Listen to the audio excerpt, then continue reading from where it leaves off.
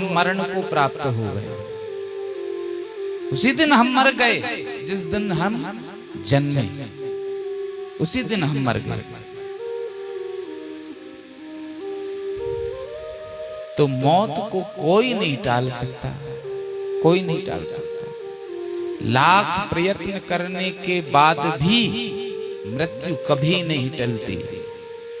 इसलिए तो कबीरदास जी ने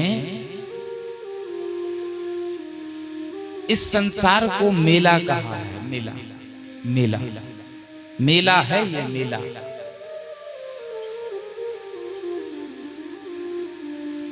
जैसे मेले में व्यक्ति जाता है ना, तो सुबह जाता है, सुबह निकलता है मेला देखने के लिए, दिन भर मेला देखता है। कभी ये दुकान जाता है, कभी वो दुकान जाता है, कभी कुछ देखता है, कभी कुछ देखता है।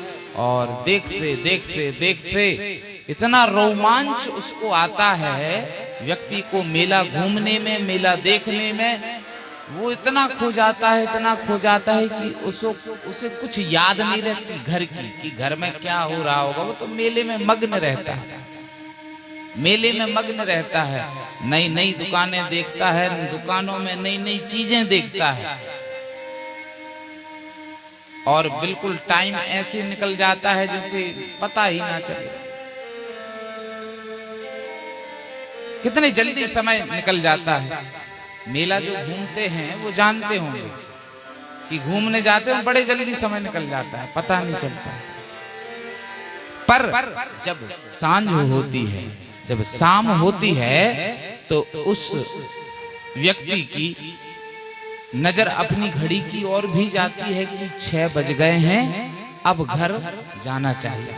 खूब घूम लिए, 6 बज गए, अब घर की ओर जाना चाहिए। ऐसे ही कबीरदास जी कहते हैं कि ये जगत मेला है, मेला, मेला है ये। यहाँ खूब खूब दुकानदारी अपनी देख लो, चला लो, खूब इस जगत में रोमांच कर लो, खूब इस जगत का आनंद ले लो, खूब एंजॉय कर लो, खूब कर लो। पर अपनी नजर अपनी घड़ी पर भी रखो कि एक दिन ऐसा समय आना है कि हमें अपने घर जाना है। अरे भाई, हम तो सब अपना घर छोड़कर आए ना। हमारा एक पक्का घर है जो वही है।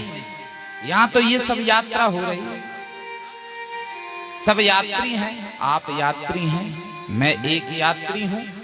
जितने बैठे हैं यहाँ सब यात्रा कर रहे हैं। जैसे ट्रेन या बस में हम यात्रा में जाते हैं तो कोई नया परिचित मिल जाता है जिसे हम अपरिचित जानते नहीं हैं। पर सामने जब वो बैठता है सीट के, तो परिचय निकल जाता है, कहाँ से हो, कैसे हो, कहाँ जा रहे हो, कहाँ आ रहे हो। और यही ये सब हो रहा है जगत में। पर एक वो समय सबका आना है कि एक दिन सबको अपने अपने घर की ओर जाना है, ये सब छोड़ करके। इसलिए तो कहा है कि संसार ने जीव को नहीं पकड़ा, बल्कि इस जीव ने संसार पे कुछ बहुत कड़ी पकड़ बना ली। और जिस चीज में पकड़ मजबूत हो गई तो वो छूटती नहीं। और फिर अंत समय कष्ट का कारण यही तो होता है, और कोई कष्ट होता नहीं। कौन कहता है कि मृत्यु आती है तो बड़ी कष्ट से आती है?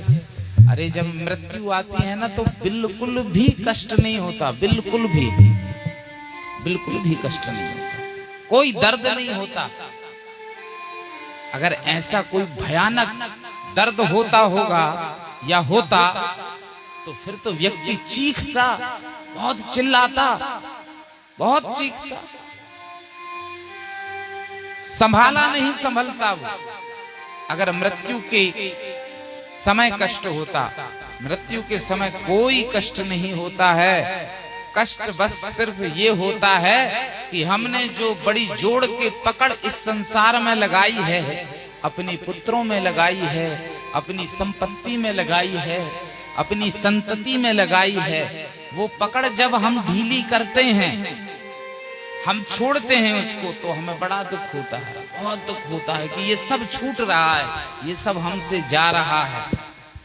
इस बात का व्यक्ति को दुख होता है। मृत्यु से कोई कष्ट नहीं होता, बस कष्ट ये होता है कि ये सब कुछ छूट रहा है, अब बेटा देखने को नहीं मिलेगा, अब ये जा रहा, अब मैं तो चला, बेटे की चिंता, इसको कौन देखेगा, कौन, इसका आगे क्या होगा।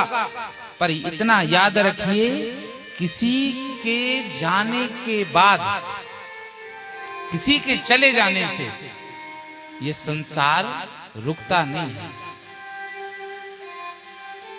इस संसार के काम चलते रहते हैं, कोई आए कोई चला जाए।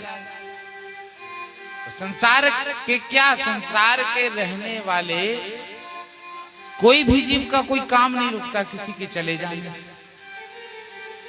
रुकता है 2-4 दिन, 8 दिन,